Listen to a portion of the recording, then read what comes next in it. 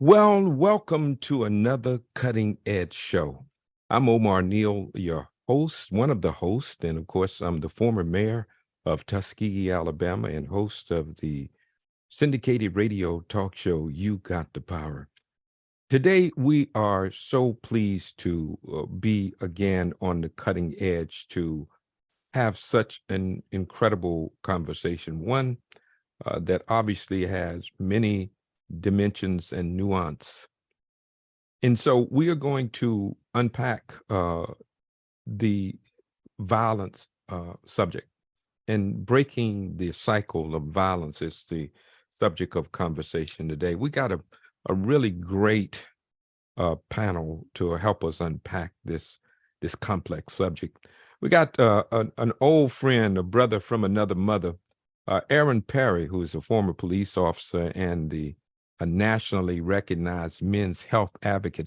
This brother, after finding out that he had type 2 diabetes, he went on a mission to not only to restore his life and to improve his health, but he wanted to improve the health of other people. So we're so good to have him back with us.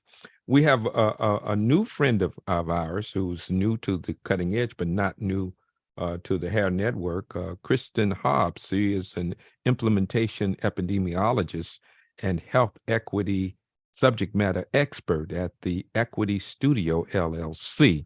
And so we are so elated to have her. And then we have Dr. Rabiatu Barry. She's been with us before. She's going to be kind of a staple. She's a staple with the cutting edge. She's assistant professor in family science at the University of Maryland. So she's one of us as well. So again, it's going to be a really, really great show. But I don't do this show by myself. I got this brother that is from another mother as well. He is none other than Dr. Stephen B. Thomas. We call him Dr. T amongst these parts. He's a professor at the University of Maryland School of Public Health and director of the Maryland Center for Health Equity. Ladies and gentlemen, please join me in welcoming my co-moderator and friend, Dr. Stephen B. Thomas. Hey, Dr. T, how you doing, man? I'm feeling really good. Not only because I'm in a space with you, Mayor, but I also finally turned grades in today. Oh, man. So it's a hallelujah day. Huh? Hallelujah. And you know what, Mayor? I don't want you shouting now. Don't shout. I just want you to know I got so much hope and inspiration from these students. These are undergraduate students. And the course I teach is called Redesigning Healthcare to Meet Community Need. They literally have to go out into the neighborhoods, go into grocery stores, laundromats, barbershops, and meet people where they are and bring back a story. And then by the end of the semester, come up with a solution for that person. Wow. And it's amazing with the final presentations. And I want to thank all of the folks out there who may be listening who came to the final presentations. We actually opened the classroom up to the Hair Network and the Wellness Warriors. And so they're getting feedback from people all over the country, and they truly appreciate it. All made possible, believe it or not, through a reimagination of how we use this technology through Zoom. Wow. Amazing. Well, I got an opportunity to meet your students, and they are, in fact, incredible. So congratulations, and I hope everyone got it. Well, I'm not going to say. I hope everybody got the grade they earned. Let me put it that way. All right, okay. All right, here we go. What a show we got tonight, though, man. We got a great show tonight. But we can't tell people, and because people will be under the impression that we're doing this by ourselves. So can we at least tell people who run this thing behind the scene? We call them the team behind the scene. It's headed up by Meg Jordan, our technical director. Assistant technical director is Maggie Daly. Saraya Khan is our social media coordinator, and Elijah Pugh Jr. sound designer. Those are the people who are the people who make it possible for us to be on the air and in all of these other spaces. We have a lot of places that you can find us. You can find us on Facebook, YouTube, Instagram, Twitter, and others. And of course, we'd like for you to like, share, and just tell everybody about the cutting edge, because what we do here is we talk about all things COVID-19, health, and beyond. And so, this is a special time for us. Each and every week, even when we're not on the air, you can catch us on our newsletter. You can subscribe to our newsletter, and so you can keep up to date on all of the activities of the Cutting Edge. Not only do you get the previous show each week, you also get snippets or vignettes, if you will, of our previous guests, where we take just profound things that they say and put them in bite-sized pieces so that you can get a chance to digest great truths that come from our wonderful guests. And share on your social media platforms. Absolutely. So when you're doing 2 minutes, it's a little different than an hour and a half. So that's why we do it that way. And it's a great newsletter with information even beyond the show. Maggie Daly does a wonderful job. She does an absolutely wonderful job. Dr. T, are you ready to meet our guests? I'm ready, and I want to do a little bit of a preamble simply to say that this topic can be a trigger for some in our audience out there. Right. And the whole point is that it's also in the paper every day. So it's something we have to be able to talk about honestly and openly. And to have the guests that we have and yourself, Mayor, who's also a former police officer, and you train police officers. I think we have the right people to bring this topic to the forefront. And I know our barbers and stylists out there know this either firsthand or indirectly from their own lived experience or from the people who sit in their chair. Right. I'm glad that you made that comment, because you're sensitive to that, and we are. We recognize that when you're talking about issues like violence, that it can be a trigger for some people, but hopefully we can put it in a way that it makes sense. Obviously, it's not a subject that we can ignore, because we see it every day, as you mentioned, on the news, and even in our communities. Even if it's not on the news, you experience it. So obviously, it's something that we need to talk about, and we will hit on it head on. That's right. With candid, authentic conversations. All right, here we go. Let's rock and roll. Bring up our first guest. Our first guest is none other than Aaron Perry. All right. He's a former police officer, a brother that did the kind of work that I did, and still train police officers. He's a nationally recognized men's health advocate. And when I say men's health advocate, this brother, his advocacy is so strong that he develops and creates a health clinic, a free health clinic, right, for men of color primarily who do not have insurance. Come on, come on, man. You got it. He took his pain and made it pleasure. He took his pain and then turned it to purpose. Yes. Right. He took his situation and say, I don't want anybody else to experience what I experienced without having somebody who can advocate for them. I mean, he not only does he talk the talk, he also walk the walk. Okay. Ladies and gentlemen, please join me in welcoming our friend, Aaron Perry. Hey, man, give us a snap him up as he snap him up. Love you, baby. What's happening, man? I appreciate the introduction. I'm that guy that kind of sits on the sideline. I don't need all that, but I'll take it this time. Man, your modesty is not necessary for the brothers, man. We know who you are. I got to tell everybody else who you are. And we understand your modesty. That's fine. But the fact that you're living a purpose-filled life, Aaron, that's so important, man. Yes. That you're not just here.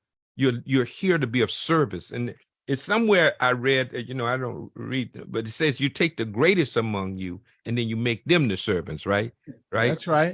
So So thank you for serving. That's all I'm saying. And if Mhm. that made you feel uncomfortable, well, that's too bad.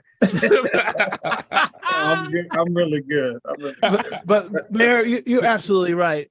Because in Dr. King's speech on the drum major instinct, he said, it's okay to want to be the best. It's okay to brag about being number one if you do that to serve others. And Aaron, what you have accomplished in creating a men's health clinic, a free clinic, I've had a chance of visiting your place. Your social media presence is huge. You're an influencer. And I think that you've made the impossible possible. We're talking about a man who's a police officer, no MD behind his name, who created and opened a clinic.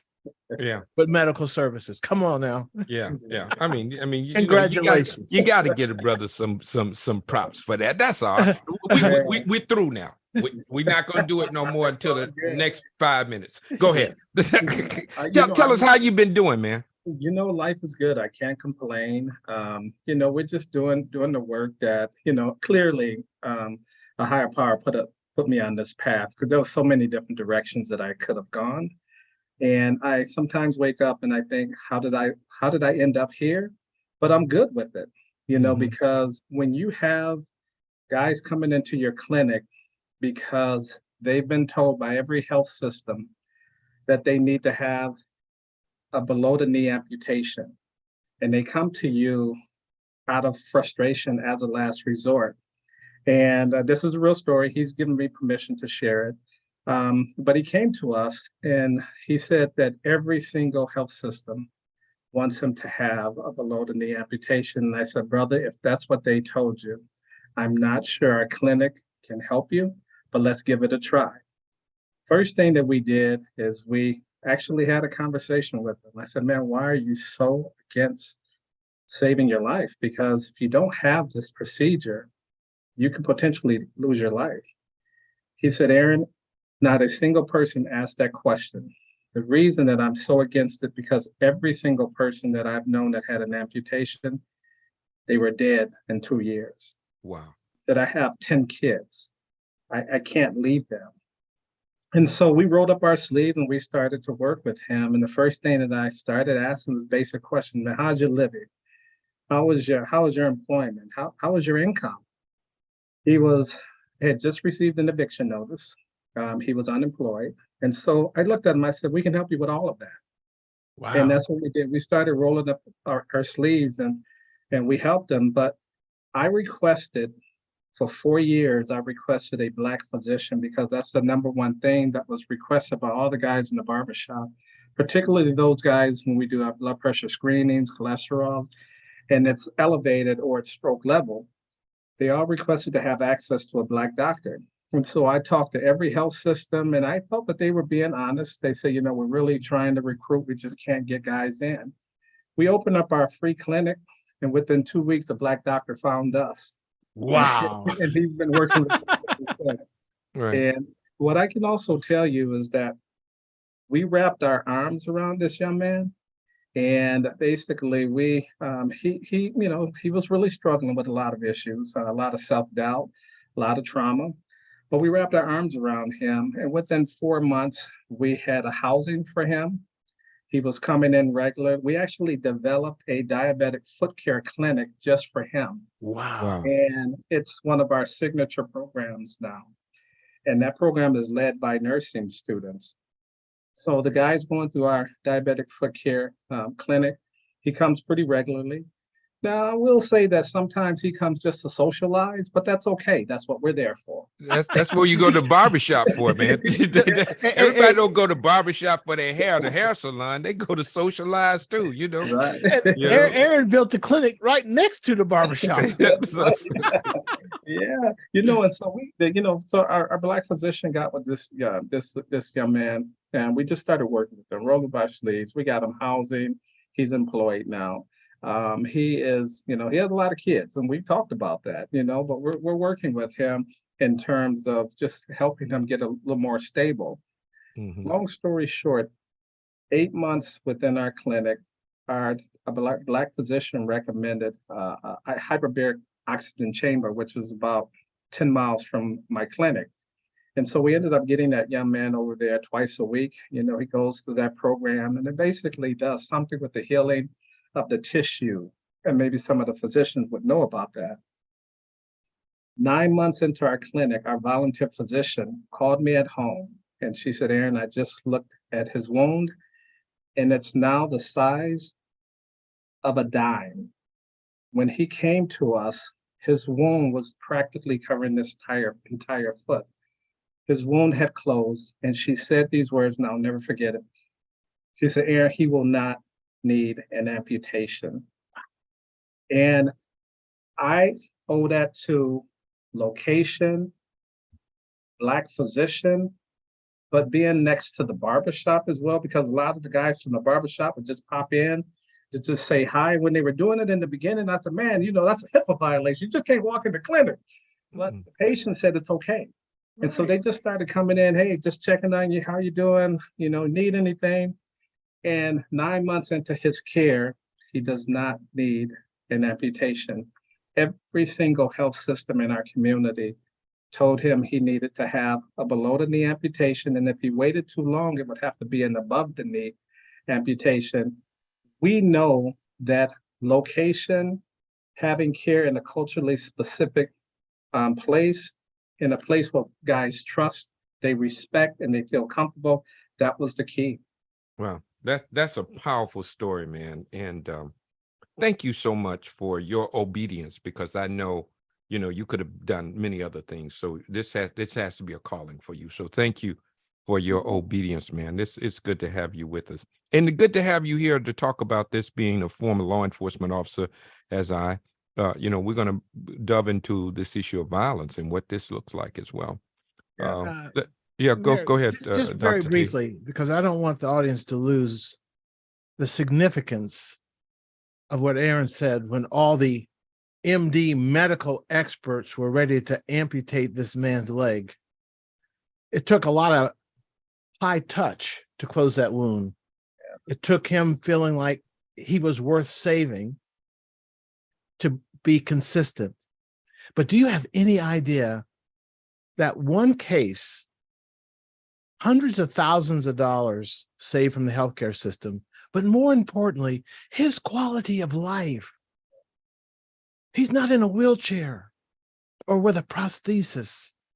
His quality of life is dramatically changed. And if he keeps working, even some of the consequences of advanced diabetes can be reversed. You've proven that we can reverse severe symptoms and even some of the other effects. Because if you close that wound, that meant that that toxic environment that diabetes creates throughout the body is reduced. You improved his heart health. You improved all aspects of him. Mm-hmm. And that should not be lost on our barbers and stylists, that when we do these kinds of interventions, an N of one person, the lessons we learn can be applied across the board. So Aaron, I'm hoping that we can help you in any way we can to tell that story to clinicians and others. Don't give up on our people. All right. Don't make assumptions because he's unemployed and doesn't have money that he won't follow up on care. Let's just take his leg. They made assumptions and you proved them wrong. Hallelujah, brother. Man, you got Dr. T riled up, man. You see that? Hey, listen, we had a senator here in Maryland, and I can tell his story. It won't be long, because here's a senator, state senator, well-recognized radio host, obviously access to health care. But he'll tell you, as he told me in the podcast, he didn't listen. And so at some point, we have our people listening now. The barbers and the stylists have said, coming out of the pandemic, we couldn't go in to persuade people because they had their minds made up. But now they're listening and they're ready to take charge of their own health. That's why the cutting edge is so important. Thank you, Aaron. Absolutely. Let's bring up our another guest. We have. I'm just meeting her for today, and you know, if a picture is 1,000 words, then she's a million words because Kristen has such a beautiful personality and a beautiful smile. Kristen Hobbs, who is MPH and the CPH, she works with she's an implementation epidemiologist and healthcare equity subject matter expert at the Equity Studio LLC. You know, her thing is epidemiology. And when we think about violence, it is a public health issue. It's That's an right. epidemic. And Yes. so it fits right into the subject. And of course, she talks about, you know, how do we create strategies, right, to deal with these issues, not just pontificate on them. What do you do about them? And that's her work, is to create ways to address health equities within the marginalized community spaces. And so, ladies and gentlemen, please join me in welcoming my new friend, Kristen Hobbs. Snap her up, Aaron. Let's snap her up. Absolutely. Good. How you doing, Ms. Hobbs? Kristen. I'm wonderful. How are you? Wonderful. And thank you for it. This is your first time on the cutting edge, but it's not your last. I bet you that. I Right? hope it's not my last. I want Right. to come. Absolutely. So tell us a little bit about what you want to say Mayor, something. I just want to say this because I'm seeing Kristen in Hollywood Squares again in a new role. For Mhm. 2 years, she was our project manager for our National Minority Health Quality Forum campaign, bringing lupus education, colorectal cancer screening, diabetes to barbershops and salons, Aaron, in our training of barbers.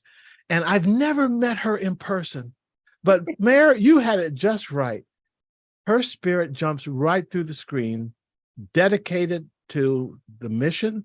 And she takes this mission into the organizations that she goes into, which Wow. means we're there with her in her new job. Absolutely. Welcome, Ab- Kristen. Absolutely. Tell You us know, what's been going on. A lot has been happening. First of all, again, thank you for welcoming me to the cutting edge. This is my first time here, but I'm so excited that it won't be my last. It's definitely what we're talking about tonight is definitely a public health issue. As Dr. Thomas said, you know, for a while now, I have been working to implement public health interventions via a health equity lens. So I use health equity frameworks and social justice frameworks as well.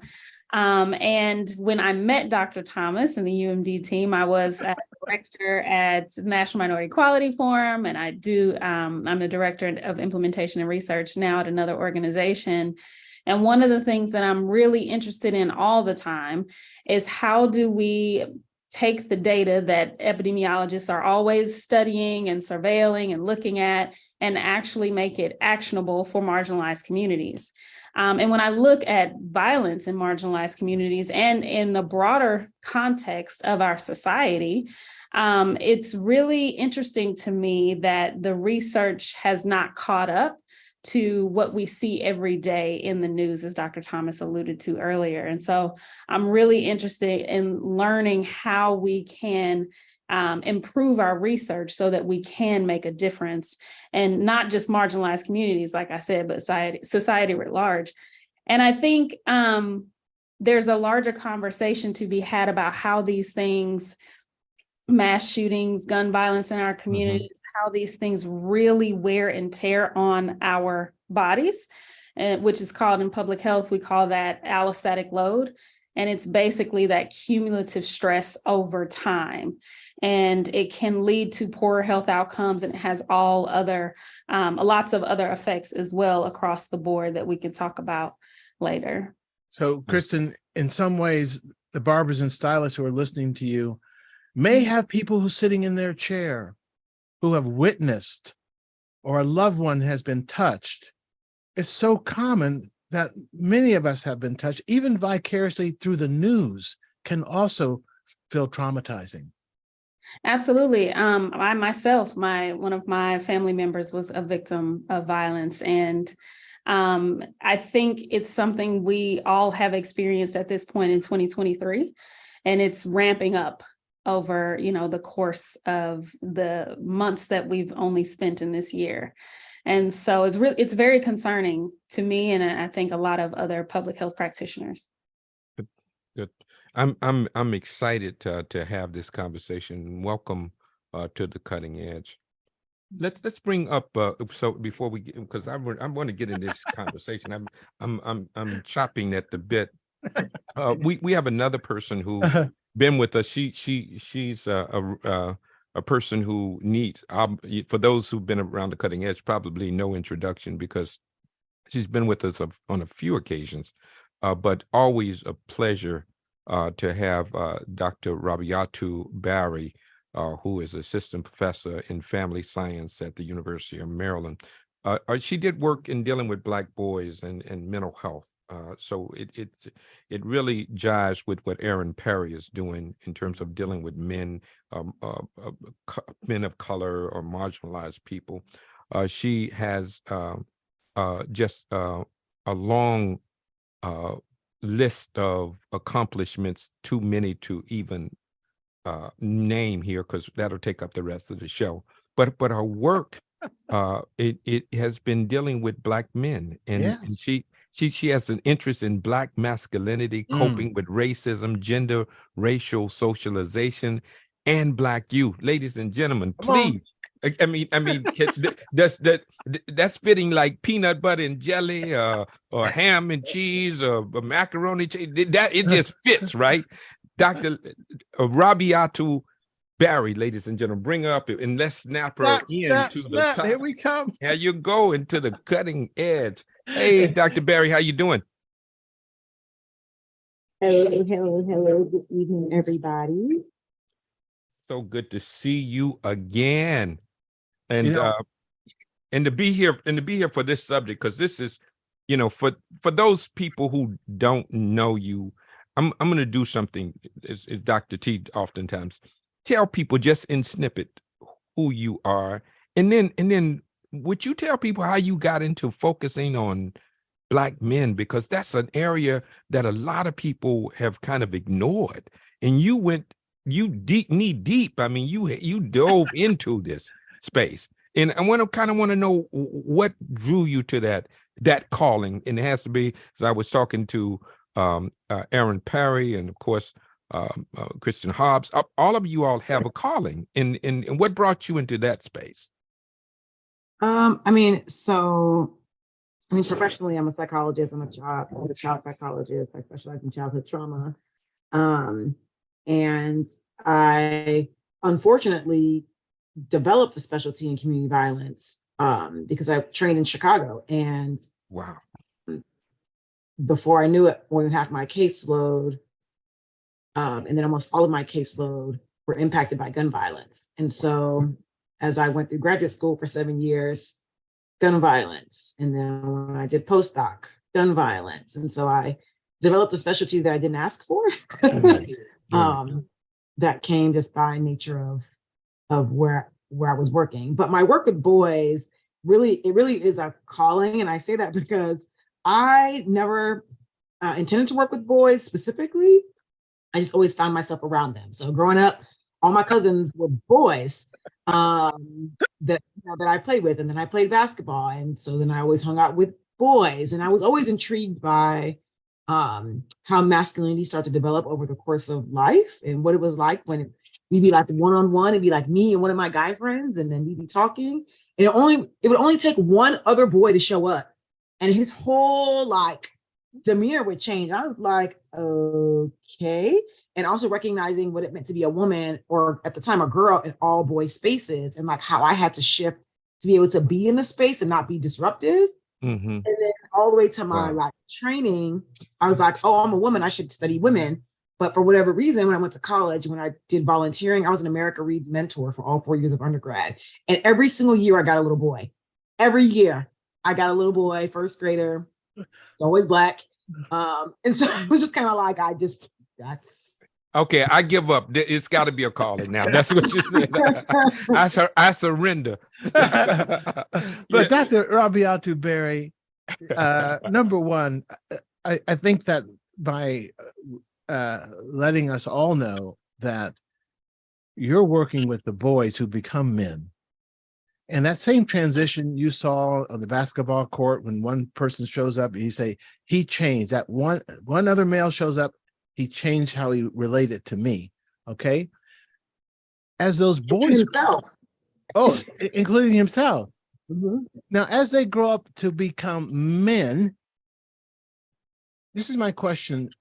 Is the perception that Black boys become men sooner than their white counterparts in terms of the perceptions? Because I see all these, and maybe the officers will speak to this, but some of these are young men. They may be tall, but they're kids, but they're perceived as men dangerous. When does that happen? Yeah. Yeah, Dr. Berry, and we open it up.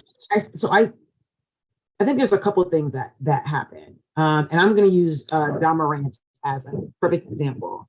So for those who don't know who Ja Morant is, he is an NBA basketball player. He's 23 years old. He's from Memphis. He plays at Memphis. And so he's in trouble right now because and this is his third occasion brandishing a gun on IG Live, on Instagram and Facebook Live. He's never pointed at anybody or anything like that, but he's been caught brandishing this gun on Instagram and Facebook Live. And he's getting fined, and he's in very close danger of losing everything he's worked for. And it's interesting because when you listen to how people respond to him, it's very much this idea of like, he should be accountable. He's a grown man. He knows better, blah, blah, blah, blah. And I've had to talk to people and be like, he's 23 years old. He's been a child for 18 years. If we're going to just go like chronological years of what we say an adult is, he's been a child for 18 years. He's only been an adult for 4, right? Mm-hmm. But because of the hostility of America, our kids do have to grow up a little bit sooner, like in innocence, and doing innocent childlike things have had lethal consequences for our children. And so our parents, our grandparents, our aunts and uncles push us to be more mature faster because they want us to live. And so we can't do pranks, right? You watch those shows around like Beavis and Butthead, these other like prank shows where like white men are running around doing pranks to strangers in the street. You know who you never see doing those things? Black men, because it wouldn't work, right? And so, it's those like kind of twofold where our kids are forced to really have to grow up sooner because it's a matter of life and death, particularly our Black boys. But then also when it strips their humanity from them, and not allowing them to go through development like everybody else, in a way that is harmful. Even if they don't become NBA stars, right? Even our, typical children, making someone 23 be grown when they're not for real, where our development tells us that every other young adult frontal lobe isn't done developing yet, but our kids' frontal lobe has to be done developing, is dehumanizing. Let me ask this because, and I want this to be open to everyone. Mm-hmm. It's not about frontal lobe or chronological existence, because we have governors on campaign ads brandishing guns, right? Congress people, senators doing the same thing, and we don't talk about their maturity, right? Because we have a culture that says the Second Amendment is your right to bear arms. Now, whether or not you agree with it or not, he's in a state that's saying now, which is Tennessee, that you don't even need a license to carry a gun. So why do we put more on him in terms of accountability than we do other people, to include lawmakers? I guess that's the question. That's open. That's open. Aaron and Kristen, I mean, help me out with this, because you got me boiling now. Context matters. Down here, everybody got a gun. The babies have guns. In fact, you give babies little pistols when they grow. When they first thing you give them is a BB gun or a water pistol. Help me out with that. Let's start with you, Ms. Hobbs, and then I'm gonna go to you, Aaron. Yeah, well, I think just echoing everything that Dr. Berry said, It comes down to this white supremacist ideology that Black kids are adultified really, really young. And that we have to adapt to this notion that we're going to have to be, as our parents always told us, twice as better to get half of whatever. We're held to another standard so that that white supremacist ideology can continue to perpetuate itself throughout our society, and so that they can continue to villainize, especially our young boys and young girls, in ways that they would not do that on the reverse and to our counterparts. And I think about Tamir Rice, and I think about all of the very, very, very, very young Black boys that were, unalived for existing in ways that white children just get to exist and get to be human. As Dr. Berry mentioned, we are dehumanized very early. And even for my own family, my husband and I are having conversations with our 4-year-old daughter about race and racism and how that, plays out in her preschool.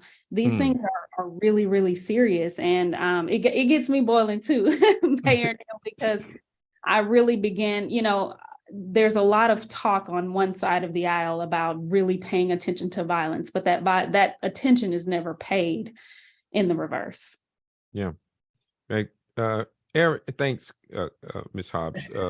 Aaron, Perry, what you thinking, man, when you hear Dr. Berry lay it out, and you laid it out well, Dr. Berry, and so I agree with every word you said. It just hits you in the face, the hypocrisy. That's all.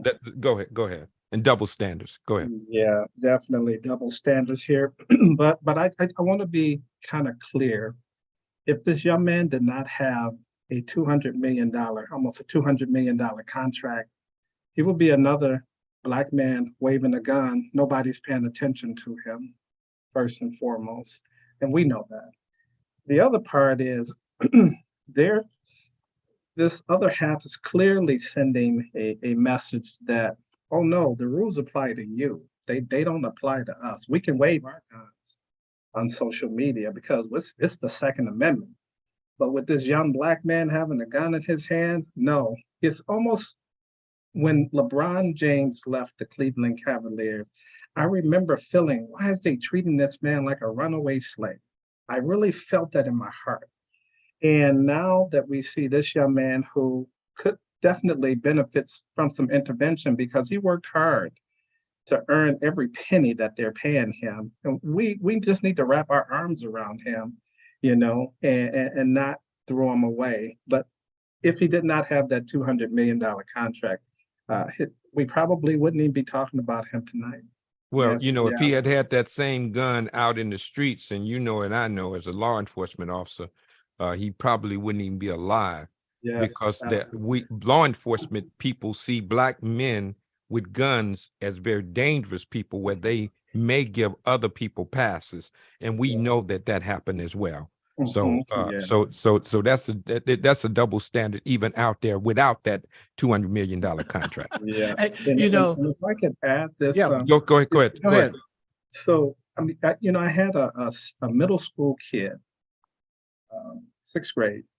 He said to me, Mr. Perry, do you think that because there's no money in Black men's health, that's why they forgot about us? And he said that, and I never forgot it, because this is and this kid has a very violent family. That's why we're trying to mentor him. But when he said that, I just remember thinking and struggling, this is a system thing, and as I think about what Dr. Berry was sharing, it's just so profound. And I used to be really good at coming up with solutions, but this one is really taxing us. And so I'm going to have to rely on the Dr. Berrys of the world to help guide us through this, because this is a tough one.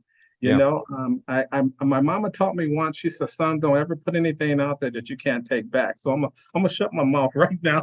One of the things, and I was telling the team that I agonized over this show.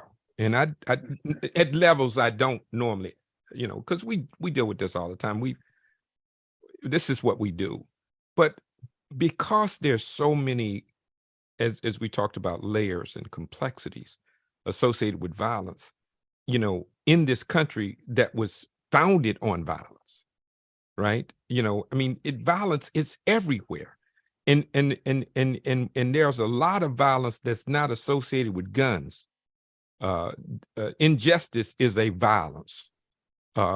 You see, and so we can look at it in a lot of ways, but I want to go to a place of this kind of cultural norms by which people are given permission to carry guns if you are of a certain hue or a certain demographic or a certain economic status, and it's okay. And when you aren't, then there's a double standard. I want to get back to that, and whether or not the culture of media have some influence over people glamorizing violence and gun possession. I want to go to let me start with you, Ms. Hobbs, and then we'll go to Dr. Berry. Yeah, I think that we have, been brought up in a culture, again, back to what Mr. Perry was saying about the rules don't apply to them, they apply to us. I think it draws my mind back to the Black Panthers being the first group to really, really turn the Second Amendment on its head and say, well, if you can't protect us, then we'll protect ourselves. And that being an issue, right? And I think that when we talk about mass media and the propaganda that's played out, we hear, dog whistles like Black on Black crime, which we know is not a thing. We see Black men villainized at a very early age and being made to, as you said, be the big bad wolf, if you will. And so then it happens that on the other side, they're like, oh, well, we need our guns to protect ourselves from the others, which is not true. I truly believe that there are some of us living in this society that think they're at war all the time, and they're not. And I think that propaganda perpetuated in mass media really does a number on that societal norm. I want to let me kind of reconstruct that question. What's this with this paranoia that they're out to get me, and this fight, flight, or freeze kind of thing where people feel like they got to have a gun in order to protect themselves. I'm going to go to that, to Dr. Berry. Now, I know that if you live in a community or in a neighborhood or in a city where there's a lot of violence, there may be a tendency to say, I don't want to be in a pitchfork fight, and I'm the only one who don't have a pitchfork, right? And so this tendency, because I was told that just in the last month, there have been a 26% increase in gun sales of AR-15s and other assault weapons just in the last month, with all of the mass murders that's taken place, right? Where they've had over 100 already, and we're just in the May. month 5 in May, right? Over 100 mass murders, and I don't know what it is. Maybe I can get the staff to look it up for me and give me a real number. But this notion that if everybody has one, I don't want to be without one. How is that permeate the conversation in the hood and in other spaces? Well, I think so. For me, I don't want us to get derailed in the sense of starting to think about gun violence and its impact on Black youth, particularly Black men, and thinking about what's happening in white communities. And I say that because there's like in America, we always live in these kind of there's like two Americas. There's like Black America and like how we exist, and then it's kind of like everybody else, right? And I think where America comes in on the whole is that we have to remember America is a violent nation. The history of the nation is to respond to everything with violence, to acquire everything that this country has was obtained utilizing violence against Native people, violence against Africans, violence against Europeans. So violence is how this country comes to be, right? And so we are all impacted by violence, and that is the answer for how you solve problems, period, right? And then you add on how we construct things like masculinity and what men's role is in the world, what protection means, and how you protect your space, protect your family, protect yourself, right? And that became white man, gun in the streets, right? Fast forward to you add neighborhood, you add poverty, scarcity, right? And you create a space where people are fighting. It is a fight every day of like, how am I going to eat? How am I going to do these things? You exclude people from one economy, so they create a new one, right? And we think about like takeovers. And then you criminalize that one they create, right? And you criminalize it because when Sprint was acting funny, T-Mobile came and was like, don't worry about it. I got you. I'm taking it, right? That one little bank was having a little trouble and the other banks came and swallowed them up. Like these hostile takeovers, right? In essence, these are kind of some of the same things that are happening, at least in the beginning, in these other communities where a new economy kind of formed. And so I think we can't leave that part out, that like violence is the fabric of American culture. That's what it means to be American, is to be violent. And then we create a structural violence and impact this whole community of people by making things very scarce. And when things are scarce, people are going to find a way to get it. And also this protection piece, right? Where I don't want to get caught without a gun, because even if I don't plan on using it, it's all about signaling that like, leave me alone, right? And I talk about the disposition of our young men all the time. And when I work with them is like the disposition of hardness, right? It's not because they want to fight. Most of the time, they are afraid. They are terrified. They do not want to fight. They do not want to have confrontation. They don't want any of it, right? But they signal so people will leave them alone. And then if it don't work, now it's like, oh, now I have to use the thing that I have now showed, right? Because like, if you're going to show it, you better pull the trigger. And so like, it becomes this like cycle around how all these things impact how Black men, Black boys show up. And we really shouldn't be compare them to white boys, because it's not even like there's really nothing to say about how that works, but really just thinking about how some of those constructs that were created impact our boys because they don't work the same, and what the negative impact of them is engaging and participating in those things, like how to be men. What does it mean to be masculine? What does protection look like? How do you respond to fear? I think for me, like those are the things to talk about when we're thinking about community violence and gun violence, and not so much why Chad out here in the rural parts, whatever, is in Target with a pistol, because the AR-15 conversation really doesn't impact our kids. You don't find a lot of AR-15s in the hood. They got pistols, they got shot, they got handguns, 44s, 45s. That's what they're using. We're, for the most part, Black boys are not running around the hood for the most part with ARs. Like, that's just not their go-to choice. Yeah. You know, Dr. Berry, I'm listening to you. I'm saying, boy, she knows the gun types too. Oh yeah, I noticed she ran them down so quickly. I mean, I'm also from the fluently, South, like, where I'm from Florida, which is an open carry state. So I've been looking at guns my whole life. So to your point around, there was always big old trucks with Confederate flags with gun racks on the back, big burly white man standing in front of you at Publix with a 45 on his hip, a revolver. Like, these are things that are like regular, right? But it means a different thing than when my 15-year-old comes to therapy and he got a 44 in his waistband. Not the same.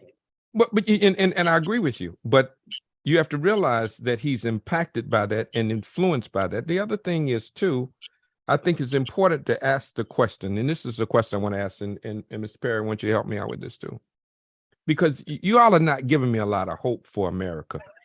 I just want y'all to know that. We're still early in the show. I'm going to get depressed. Hold up, here we go. Once something is baked in, like Dr. Berry is saying, that violence is at the foundations, the fabric of this country. Once something is baked in, can you ever extract any of its ingredients? Once you bake a cake, you can't get the sugar back out or the flour or the milk or whatever it is. You can't get it back out once it's baked in. I guess the question is, Mr. Perry, is violence so baked into this country that we can't really ever hope to extract it? You know, I come from that school of thought that everyone can be hooked. There's a hook. And as professionals, that's what we went to school for.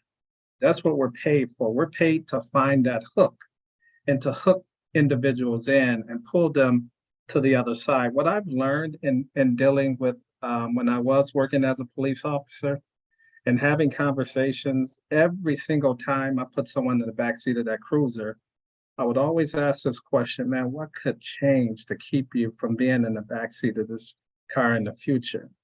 And guys would talk about $100,000 in debt and child support.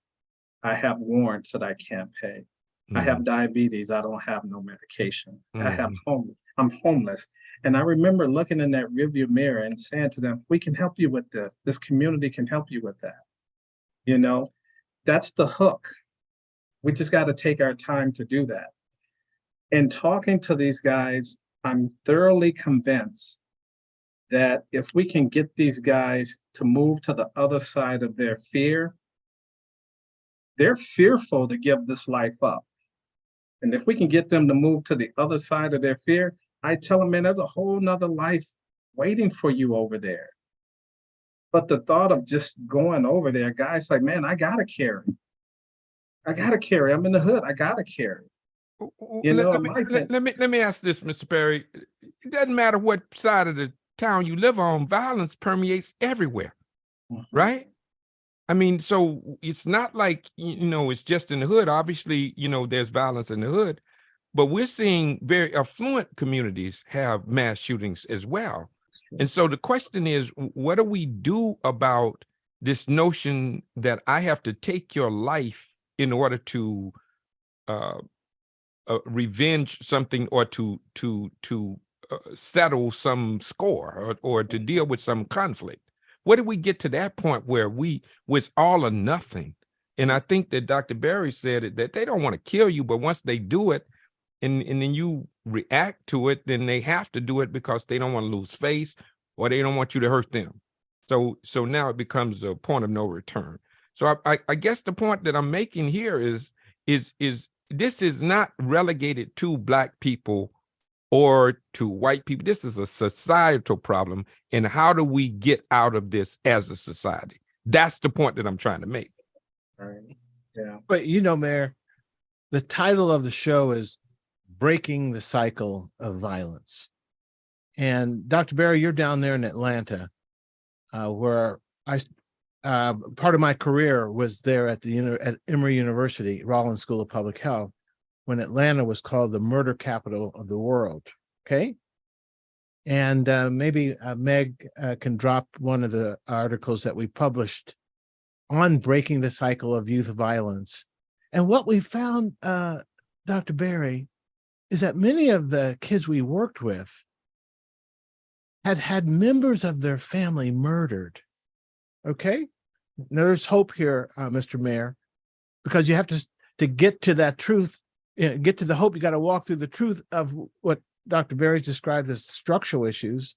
And then the fact that in these communities, many of the murders went unsolved.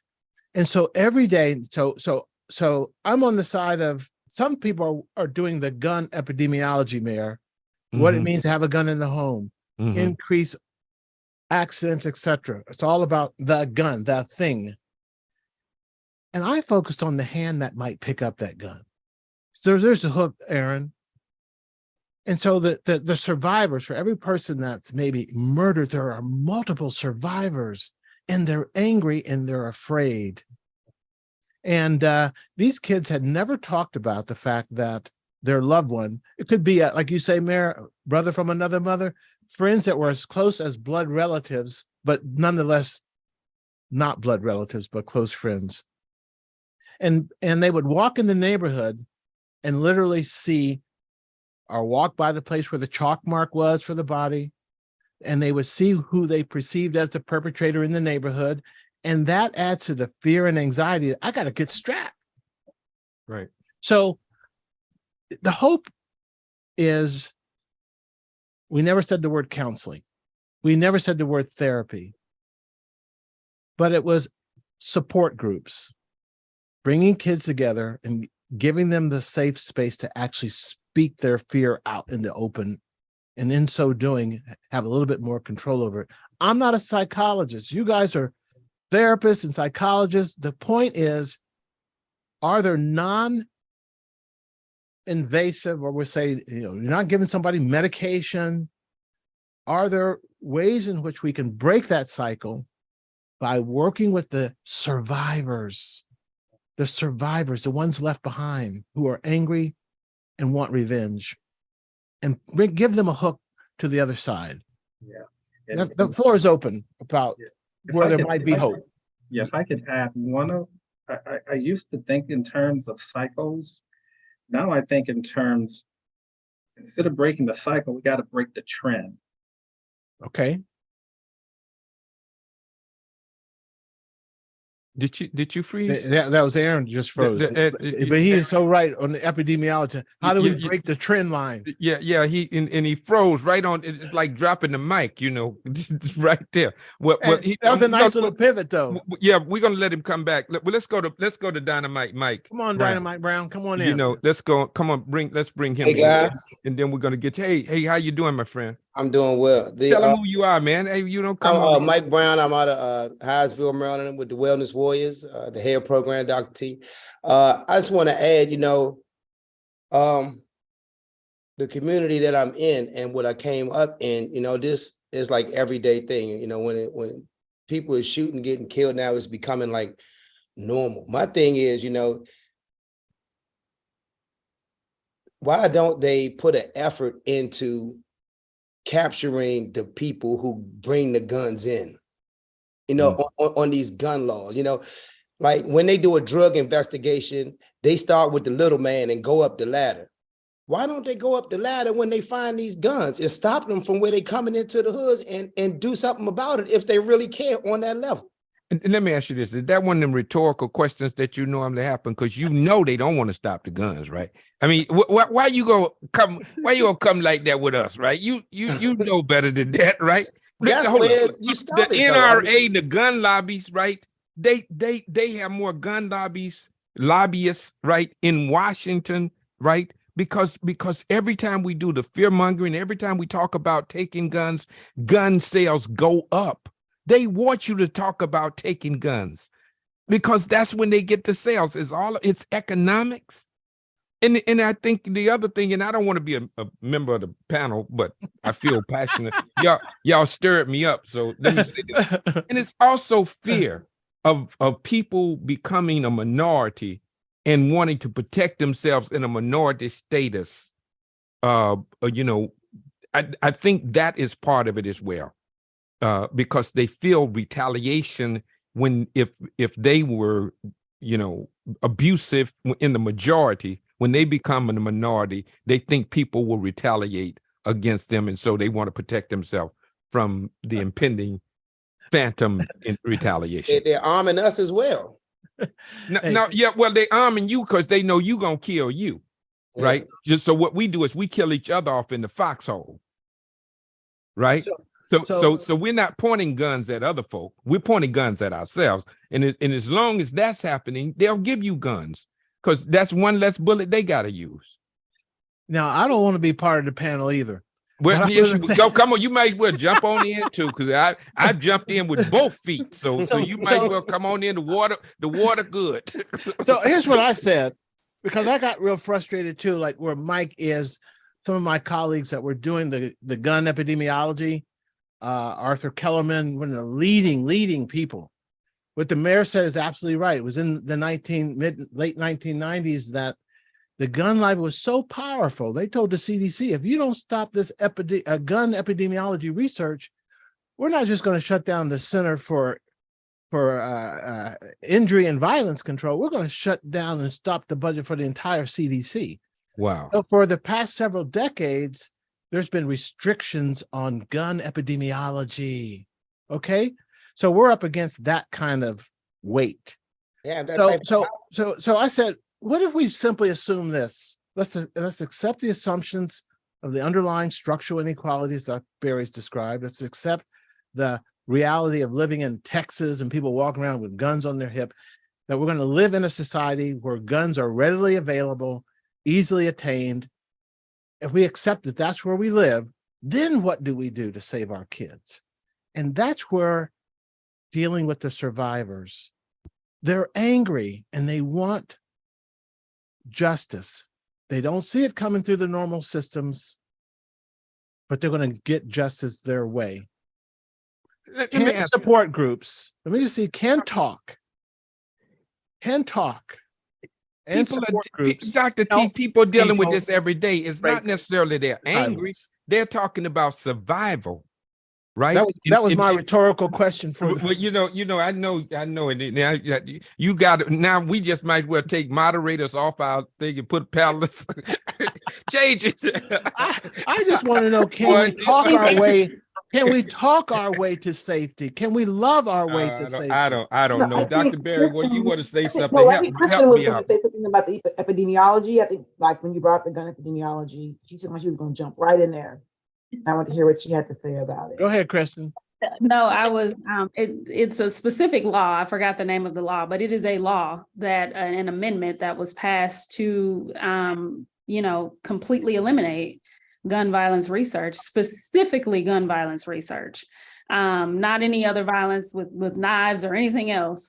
And so we're not only fighting against that, but we're also fighting against legislators that don't want to change that, and they don't want to enact other amendments or other legislation that will then, as Dr. Barry was talking about earlier, reduce and eliminate the burden of inequities that we experience in our systems, where we have been consistently and historically excluded from all of those economic, social, and healthcare systems that would really remove the need to, be disenfranchised and fight for those scraps as well. Yeah. So And you know, so go ahead. therapy, Go ahead. So the thing about therapy is that a lot of things are required to be able to do therapy well. And one of them is empathy. And I think where there's a gap is that part of why gun violence in Black and Brown communities has persisted for so long is because they haven't been classified as what they are: mass shootings.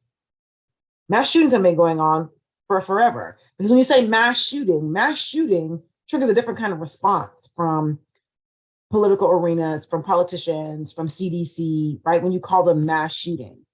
But when you just call it Black on Black violence, nobody cares because that's y'all over there doing whatever, right? But the reality of it is everybody commits crimes against who's near them. And America is segregated. People generally live by who looks like them. So white people kill white people, Mexican people kill Mexican people. Everybody kills themselves because we generally live with people who are like us, right? And so, but if you call it Black on Black crime versus a mass shooting, you elicit different kinds of responses and reactions. Had they been dealing with this as a mass shooting from the 90s, when 700 people were getting killed in Chicago in 1996, there might have been a different response to gun violence. And public health and these other fields, medicine might have responded differently to mass shootings versus Black on Black crime, because we don't care about Black people, right? As Kanye said before he became gay. So, but when we think about therapy, it absolutely can work. Okay. It will work, but there are things that we have to be invested in. Funding, right? So I just got a grant from the University of Maryland to develop a family-based intervention for youth who've been injured by gun violence in the hospital. Stay right there. Let's snap that. She got an award to work in. Come on. Every little bit helps. Okay. Go ahead, Dr. Barry. You talking Dr. T's go ahead. Go ahead. Yeah, so the thing about this is that it's a captive audience, right? The child has been injured by gunshot.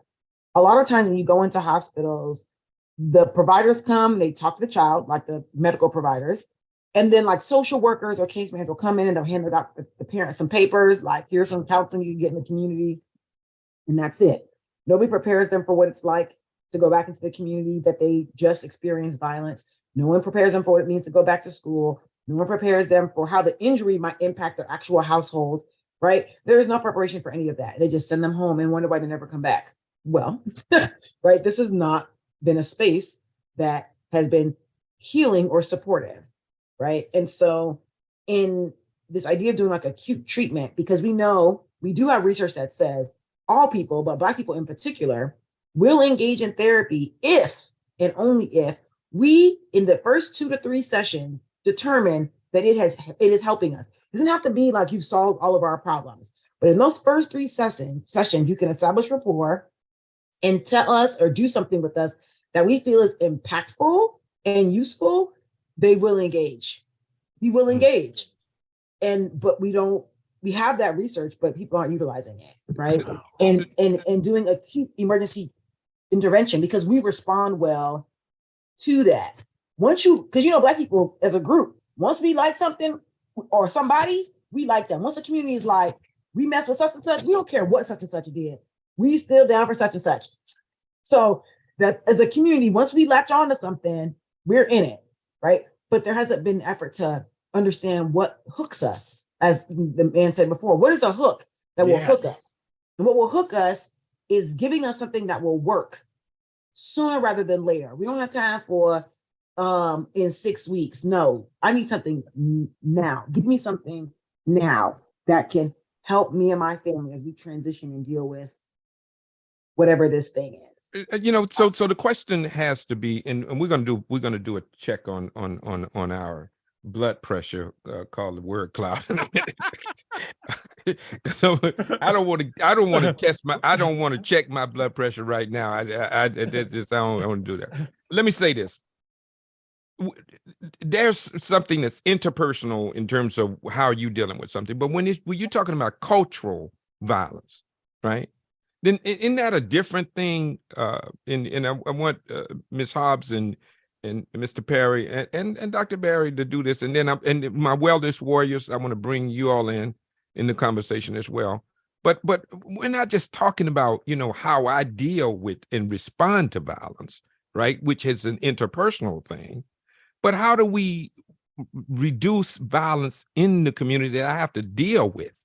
I mean, I think those are the questions that we need to ask ourselves as well. I'm gonna go with you, Mr. Perry, and then with you, Ms. Hobbs. Can you hear me, guys? Yeah, I can hear you now. Oh, yeah. Excellent. Yeah, sorry about that. We had a little power outage here. So, what I was saying prior to going off is, I look in terms of, instead of trying to break the cycle, we try to intervene with these young men, and we try to break the trend. Breaking the cycle, I find it's very difficult. It can take a generation. It can take time. So we just focus on just interrupting those trends. And I'll give you a great example. We were really struggling with our 8th grade boys who just decided they wanted to pick up a firearm. What I determined in working with them, I picked up 7 of them. I said, I want to mentor these boys. I'm going to stay with them until they graduate. I'll never do that again. It's just too hard. Just keeping it real. It's just too hard. But I got these boys, and what I'm learning now, so I've had them for a few years. And when I say about breaking the trend, what we did with these young men is we first understood what was going on with their older brothers. Who was the role model in the family? Who is that person that they look up to? So we started there.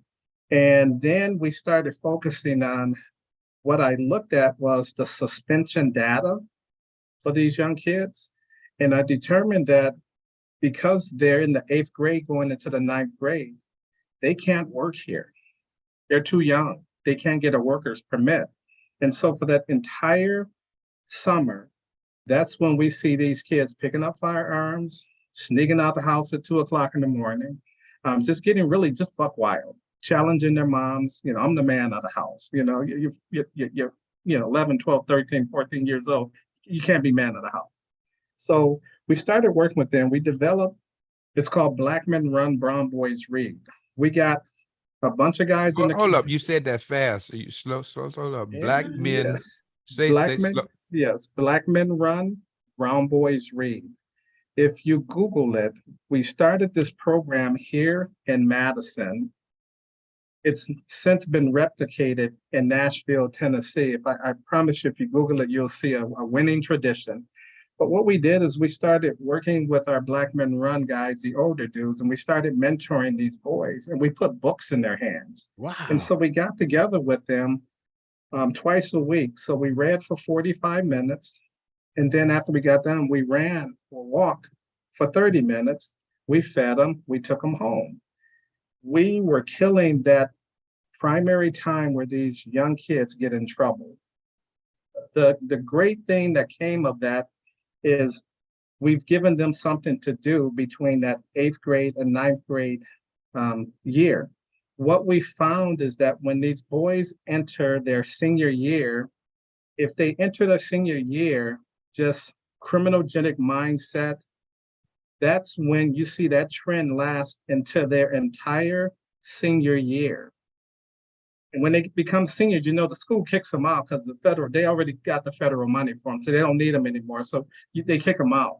What we've decided to do is intervene in their life, give them something to do between that critical time. And I believe we're missing the boat. That critical time is between the 8th grade going into their senior year. If they can start their freshman year on a good footing, you will see that trend last throughout their high school career. If they come in with that criminogenic mindset, you're going to struggle with them for their entire high school career. And that's the trend that I'm referring to that we broke. But Google Black Men Run, Brown Boys Read, particularly the Nashville, Tennessee chapter. And it's amazing what we're doing with these young kids. Okay. Yeah. All right. Go ahead, Dr. T. Just real quick, Yeah. because Aaron is trained in law enforcement and has come into this arena, but what he just described is an intervention. It's not randomized, doesn't need to be randomized. He can trust his own eyes. And I think that transition is so important because they're going to another school. They're the low one on the totem pole, and it's tough. I really think you're onto something. It's a diversion. And if you can get them diverted into a the right trend, you're saying that can persist throughout their high school career and put them in a better place. Yeah. End up someplace other than jail. And we're going to also talk with Dr. Berry and whether or not that's too late, because a lot of what people formulate is before that particular time, 8th grade even. They're being exposed to things now at 5 and 6 and 7 and 8 years old and 9 years old, Mr. Perry, that we weren't, we were seeing cartoons and things like that. They see murders on TV and the culture and the music and all of that. So I don't know whether or not, and certainly it's a good idea, but maybe the intervention needs to start earlier. What do you think? What I've seen is those young people, our young men, we're still able to redirect them. Okay. I truly believe that once they get to that, middle school, that's when they start to challenge. That's when they start to struggle. That's when, unfortunately, some of the moms tell them, "You're the man of the house now." This is what they're being told, and so they try to own that. But again, they're still redirectable. You can still redirect some of those behaviors. But again, once they hit that high school, we continue to lose them. Either they made up their mind that they're going to be successful, or they just don't know what they're going to do. And sometimes we tell them, did you just show up to school just for the Wi-Fi, or are you here to learn? We got to have those real conversations with them. Sure. Mayor, let's get that pulse beat. Yeah, that's what I was going to do. Let's go ahead and tee it up, Dr. T, and then we'll go from there. And then do you know we have I know. I know. I- So let me tee this I up. know Meg gonna be angry with me. We in the I- pandemic. We Go on the ahead. other side, the emergency has been released, but we're still seeing the after effects. Think of the word that best reflects how you're feeling right now. At this moment, drop that word in the chat. For those of you out in social media world, you can use the Q&A box. Just drop that word in for the next 60 seconds. Drop as many words as possible into that chat, and the team behind the scenes will build a word cloud. This is a heavy conversation, It's but there's heavy a silver lining there, Mayor. Talk I know you're gonna find it. works. If it is one, I promise you. If I it's a saw- silver lining, you'll Let find me it. just say this. I saw what Aaron saw. We got them if they had members of their family that had been murdered. So the mothers of murdered children and the kids in a support group. Okay. And Dr. Barry, we didn't have a psychologist, but we just let them talk it out. And in many ways, they healed themselves. It was a diversion. It was called Kids Alive and Loved. And it was a mixed group. We'd have seniors, some of the little toddlers and babies would be there. And Aaron, at a moment, you see these tough guys taking care of the baby. They needed an opportunity to show empathy. They'd help grandma make sure she didn't trip on the steps. They could show empathy. They could show another side of themselves. And I think that helped them. But when they got back out on the streets, they had to put on a whole different set of armor. Mhm. Yeah. Yeah. If I- Let's do this. One thing, Dr. T, we got 14 minutes and we hadn't even talked to a wellness warrior yet. Let's bring more than one up. Yeah, let's bring up Dr. Cooper, and then we're gonna bring up Sandra Jenkins and then Dorothy Reynolds, and then we're gonna bring up Katrina Randolph, and then we're gonna bring up Michelle Lamb. If you can put your thing on, we're gonna in that order, so everybody kind of you teed up now. Okay, And what Dr. do y'all see in the chair? Go ahead. Dr. Cooper, this I'm just gonna let you wax eloquently, whatever your feelings are. I don't even have a question for you. Go ahead. Tell them who you are, and then what's your thoughts about what we've been talking about? I am Sharon Gibbs Cooper. I work for the University of Maryland. Dr. T has been my mentor. Privilege of working with the Wellness Warriors. I work on the other side of this. I work on diversion programs, which are evidence-based programs. They use our software to track and monitor behavior. The programs itself, they focus on the underlying or contributing issues that bring them into the criminal justice system, that bring them into treatment agencies. So they take that approach, the whole person approach. Now, who's they? This is the Office of Problem Solving Courts in the state of Maryland. Okay. And Problem they solving. I use- even like that subject. That's Yeah. I mean that Yeah, topic, and the they way they use- say it is different. That's a different kind of Yeah. approach, I guess. There are over 62 courts that exist in the state of Maryland, designed, again, evidence-based diversion programs designed to, again, when I train people to use our technology, you want people to not only step into your program, but you want them to leave better than they began your program. And how is that done? Through that case management model, understanding, like we have talked about, the common thread, empathy, making them participant as far as making it participant-centered, engaging family, engaging community, because you're not only looking for short-term results, but you want sustainable results after they leave the program, and using those community support services, whether it's treatment, social services, employment, family, whatever are those factors as identified earlier that brought you into that criminal justice system, getting those resolved and having the proper tools and resources that are in place to do so. Wow. That's deep. We need to have you as a guest to unpack that some more. So we're gonna, although you one of us, we Dr. T and I got to be panelists today. You gonna be a panelist too.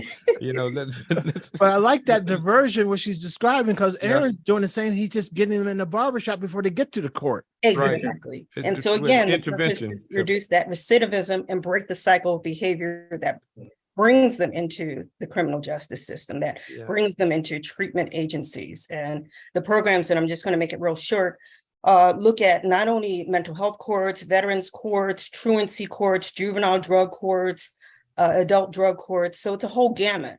And again, addressing those particular needs of individuals, and not only persons who are involved in a criminal justice system on the other side, but those providing substances as well. And using those innovative programs, which were started by our vice president and modeled after that here in Prince George's County by our county executive, bringing that here to improve the quality of life and social functioning.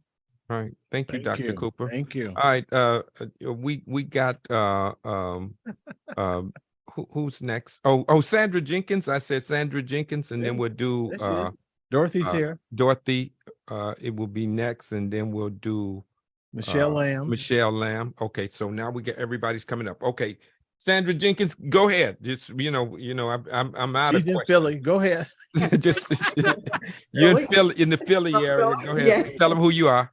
So I own it, Mike Sandra Jenkins. I'm from Philly, and I own Naturalist Hair in Montgomery County, Pennsylvania. I'm also a community health worker and a stylist, and I prioritize on not only the aesthetics of someone's hair, but also their overall health and well-being. So what I like to say on this panel tonight in this discussion, as Mayor Neal likes to say, and Mike used in terms of his means of trying to get his point across, and that is get it where the cows can get it, right? That is common sense. This whole thing has a lot to do with common sense. You know, raising my son as young Black male, you know, being stigmatized, being called names like they would make say like they would say things, I'm sorry, like his hair was very bushy. So they would call him black sheep, have you any wool? Or yes, or 3 bags full. So these are the things that start to stigmatize our children as we move along. And I would always tell my son, hey, Alex, listen, you know, it's common sense. Do the right thing. Okay. You know that when someone agitates you or whatever the case may be, how to address it. And this is what I share with my clientele. My clientele have children that are going off to college, and they're talking about these major issues that revolve around safety issues on college campuses. These are the discussion topics that we have in the salon. And that is first and foremost, as parents, is really to provide the common sense and knowledge with your children, emphasizing that. And all of these resources that Aaron Perry and Dr. Barry and Kristen Hobbs are sharing, if we had these access in their salon, these resources in the salon that we can share with our clientele, that would be magnificent, because of the fact that people want to see themselves. People don't want you to be there to constantly reprimand them on what they need to do and how to do it. You have to actually share those life experiences with them. And I find that to be more impactful. And that is to be real, common sense, and get it where the cows can get it. Man, wow. An Omarism. You got it. All right, Thank you. thank you so Welcome. so much. Let's go down to Pine Bluff. Dorothy Reynolds. Hey, Miss Reynolds, how you doing today?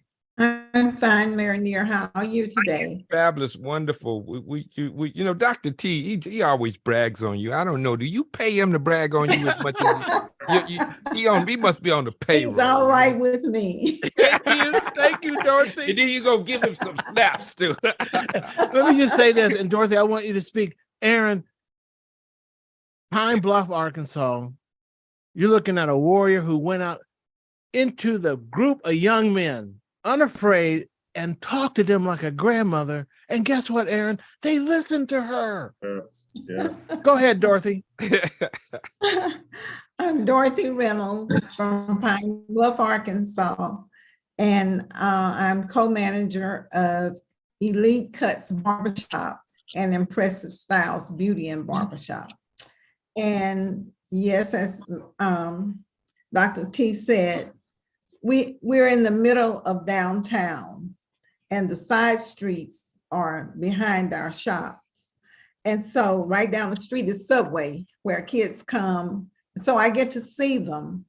And I'm in and out of the schools, and some of them recognize me before I recognize them. But then we have it's something about that thing over your head that say, okay, to the kids, she's okay to talk to. What do they Yeah. call you? What do they call you, Miss Dorothy? What do the kids call you? Well, some of them have started calling me grandma. Dorothy. Well,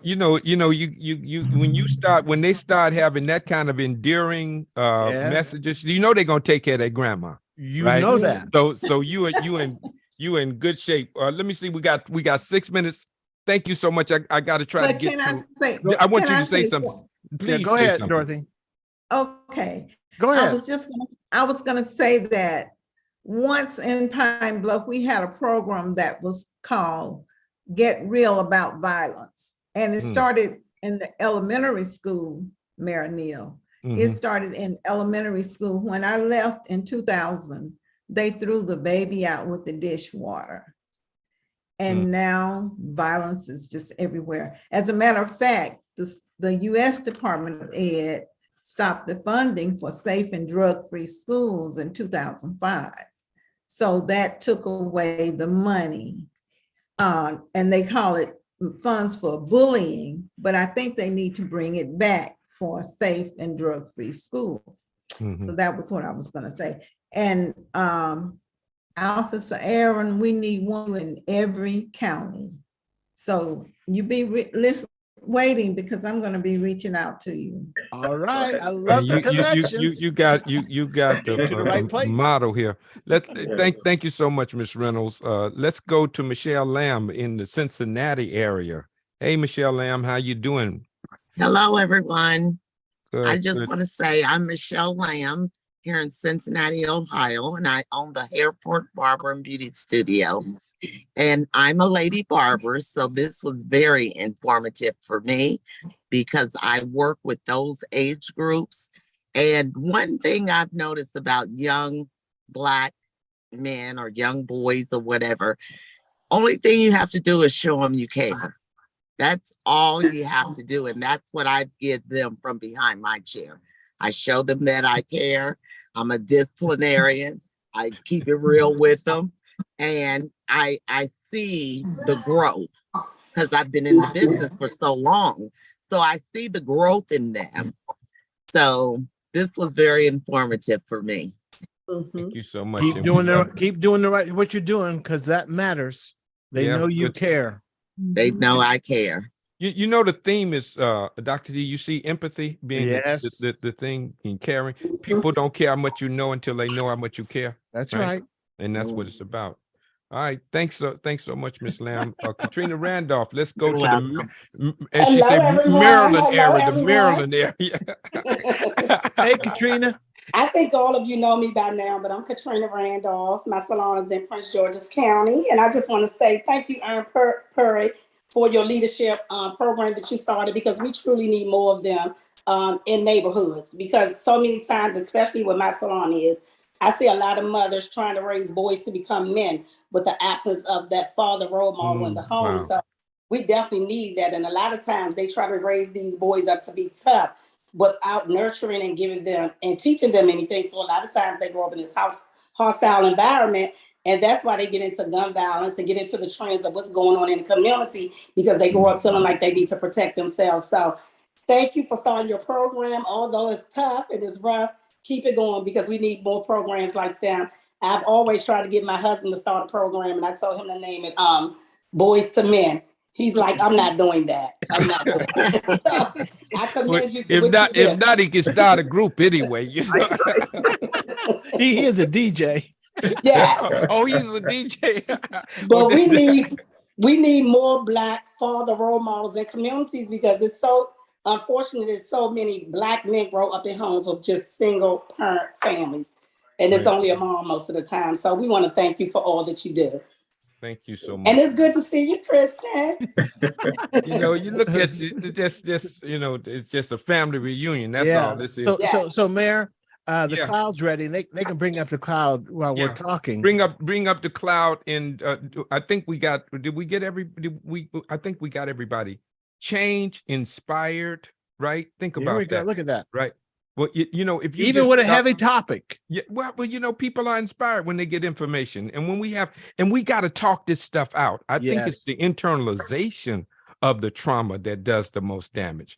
I think when we talk it out in a way that we're in a comfort space, right? Yes. You know, although people are listening to us from wherever, and we don't know where they're listening, but at least while we're together, we feel we're in a comfort space with each other, and that's important, to be able to talk to people who will listen to you, one, and hear you, not just listen to you, but to hear you and truly try to understand your truth, your lived experience, and then to challenge you, right? To think beyond maybe how you were thinking, to consider other areas. That's what we do here. And so if you look at it, common sense, it's getting where the cows can get it, challenged healing, anxiety, community-led, thankful, knowledge, concern, Yes. innovation. I mean, collective, grateful, Yes. smart intervention. There you go. right? Smart Right? interventions. Right? Hopeful, collaborative, confident, powerful, motivated, and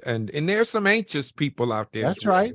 You know, but you know, for the most part, we are inspired because we see a change going to come. And that Right? says something for a topic like this. Right? To leave people Absolutely. inspired. Right. Can you And- believe how the time has flown? It's flown, and I'm going to apologize to Meg Jordan. She had a power. She had Yeah, we have a public health- Narcan, Yeah, the Narcan. public health Uh, minute. Meg, how long is your Narcan public health minute? I can do it now. Do it now. I want to. I don't want to leave you out. Yeah. We'll will go over. I'm a point of personal privilege, Mr.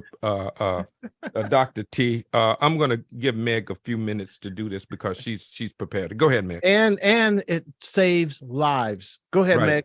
Go ahead, Meg. You got the power. Hi, everybody. So Wellness Warriors, you all got these Narcan kits in the mail. They have 2 parts. So I'm going to go over the parts really quick. Let's go ahead and spotlight Meg. Yeah. You can keep talking. Okay, sorry, that's usually me. So there's 2 parts. This is the nozzle, right? And then you got a box. In the box is 2 other things. So this Narcan kit has 3 pieces. Tip, medicine, tube. Okay. So the first thing you're going to do is you're going to identify the person who you think is overdosing. So they might be passed out. They might be extremely sleepy. They might be kind of in and out. You might not be able to shake them to get their attention. If you think you are around somebody who is overdosing, the first thing you do is call 911, because the operator is the person who's going to be able to give you the most on the spot advice about what you need to do. The second thing you do, you keep them on the phone with you the whole time. Second thing you do is you get your Narcan kit. Okay. So 3 parts. I'm not going to rip this because it would ruin the kit, right? But first thing you do, you take the tip off. These are perforated. I don't want you sitting here trying to pull it apart like it's a McDonald's toy. You don't need to do that. Perforated right here, right? Okay. You're going to take the tip out and it goes in here. Anything with colored plastic on this kit needs to come off. Tip comes off, and that's where the nose tip goes. Okay. So you're going to screw it in, and then you're ready to put the medicine in. So this is the medicine, and it has a purple lid. Colored plastic, it's got to come off. This is what it looks like on the inside. You see the gray plastic? That's what keeps the medicine in there, and you need to puncture that to be able to get it out. It goes in the back here. You take off the yellow back, and then you can put this in like this. You're going to push down and you're going to screw it in, and then it's a live syringe. Wow. Okay. So try that a couple times before you're going to need that. Do that over and over and over again until you feel like you can do that quickly. So what you're going to do next is you're going to administer the Narcan. So the person is going to be sitting or maybe on the ground laying down, but you're going to put the tube in the person's nose and you need to get it in. You can't sit it on the edge. You need to really make sure it's in the person's nose because it needs to get into their bloodstream, right? So you're going to put the tip in their nose and you're going to press down on the back of the Narcan until it's half dispensed. You're going to do it in one side. You're going to put the rest in the other side. Okay. You're done with your kit. You can get rid of it. Tell the 911 operator that you're doing this as you keep going. So now the Narcan is in the person's nose, but you need to make sure that they are positioned correctly. You need to roll them away from you because you do not want to roll them around you, right? So their back is to you and you're going to bend their knee because you don't want them rolling, right? It's like when a person's passed out from alcohol, you don't want them to choke, right? So you're going to put them on their side, but you need to make sure they don't roll. So you bend their knee, you bend their elbow, and you tuck their hand behind their ear so they don't, especially if they're on concrete, they don't hit their head, right? So, okay. So recovery position, and you wait until the ambulance arrives. The other thing that's very possible is if the person stops breathing, you need to tell the 911 operator and they might talk you through CPR, chest compressions, something like that. So identify the person, call an ambulance, administer the Narcan, monitor the situation until the paramedics can come and they can take over the situation. So practice your kit. Keep these on you. The other thing you need to know is that if the person is still not responsive after 3 minutes, you can give another person a dose of Narcan, right? You're not going to hurt them. The other thing is, say they're not actually overdosing, say something else is going on, like they fainted or something else, you are not going to hurt them if you give them Narcan. Okay, so this is not, you're not going to cause an issue, right? So that's what you need to know about Narcan. The instructions are also on the box. And if you have any questions, we work with the National Institute of Drug Abuse and we can get more information for you. So Thank you, Meg. Thank you, Meg. Thank you, Meg. We wanted to make sure that we got that in because that could very well save a life. And Mary, you should know that the Wellness Warriors just got care packages with Narcan. It literally can save a life. You can't hurt anyone with it. We're going to follow up with that in the newsletter. We'll find some other instructional videos that we'll make available because our barbers and stylists are in communities where they're literally witnessing people go through this, and you can save a life. Good. Well, time sure flew tonight, man. It did, and time well spent. Let's bring up our guests before we leave. We can't just leave people. We have to have a proper, farewell. Kristen. I mean, just bring everybody. This is how we close out. This is how we got to close out properly. We got to bring people to the house and then just kick them out. Let me thank you all for this conversation. Obviously, it's not a conversation you can have an hour, right? And really exhausted. So I'm going to invite you all back now to come back at some juncture where we can continue this dialogue. Obviously, it won't be exactly the same because, we'll have new information and there'll be different ways that we frame the issue.